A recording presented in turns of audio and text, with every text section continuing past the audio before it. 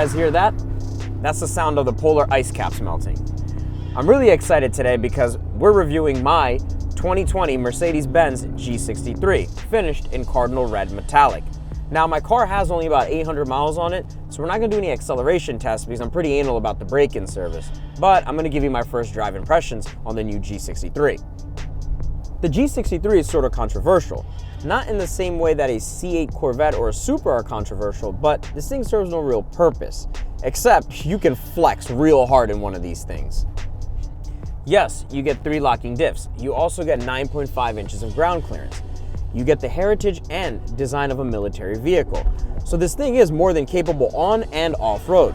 But let's be real, who's actually taking this thing off-road? Unless you consider mounting a curb on Rodeo Drive off-roading. But enough about that. In 2019, Mercedes gave us a brand new G-Wagon, in my eyes at least. Yes, the exterior is still the same, but the interior completely revamped. Now you get this beautiful 12-inch digital dash, standard in the 2020 model, but in 2019 was an option. So, if you still have analog gauges in your 2019 G-Wagon, you are broke, my friend. But good news, Mercedes finally gave us cup holders, because before, you just got a little fishnet. This entire center console has been redesigned. So now the gear shifter moved from the center console to the column. And now speaking of the column, this steering wheel. This was an optional steering wheel with the carbon fiber and Alcantara. This is heated, but just the sides. Carbon fiber, not heated. It's kind of the same steering wheel you get in a C43, but I can live with it. The handling is way more responsive now. You actually feel connected to the road. And you don't have to worry about flipping over at like 20 miles per hour, which is nice. It's a comforting feeling for a car this size because everything is way more direct. Now, when you take a corner, there is a lot less body roll and you don't go flying out of your seat because this car has active lumbar support. So whichever way you're turning, the seat will actually hold you in place. Oh, and they massage you. Did I mention that they're heated and cooled? So let me tell you about how this thing drives. Put it in Sport Plus mode and put your foot down and this thing will have you pinned in your seat. Feels really unnatural for a car of this size. And all the torque delivery is built down low, so you get it throughout the entire rev range. And the gearbox, having it in sport mode automatic, it shifts actually really fast. But when you start using the paddles, then you get that 1 second delay that I don't like. In terms of drivability, this thing is 100% daily drivable. Contingent upon you have unlimited funds to keep filling the gas in this car because you only get about 10 miles to the gallon on a good day. But if you're driving a G-Wagon, then I guess money ain't a thing. If your purpose is to off-road this thing, then you're in luck because for 2020, Mercedes is now offering a trail package, which gives you a smaller wheel and all-terrain tires. My car has the optional 22-inch wheels with Pirelli all-season tires, which do pretty decent off-road, but not the most ideal. But now, let's take a look at the outside.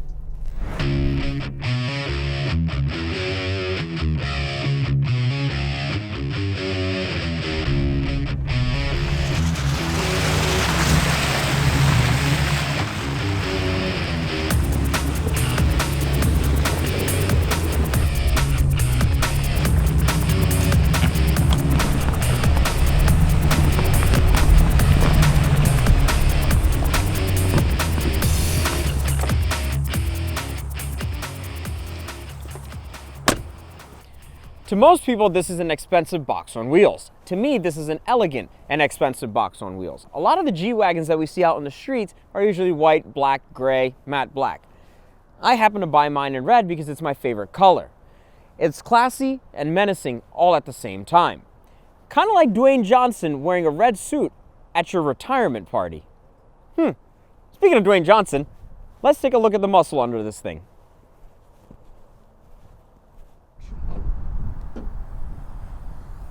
And here it is, the 4-liter twin-turbo V8 producing 577 horsepower and 627 foot-pounds of torque, taking this 5,842-pound behemoth to 60 in 4.5 seconds and doing the quarter mile in 12.5 seconds. Not bad.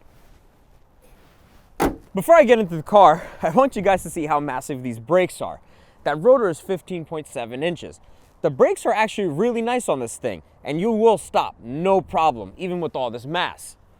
But I have to go drive this thing around because I'm not going to be able to find out what the acceleration times are until I put 1,000 miles on it.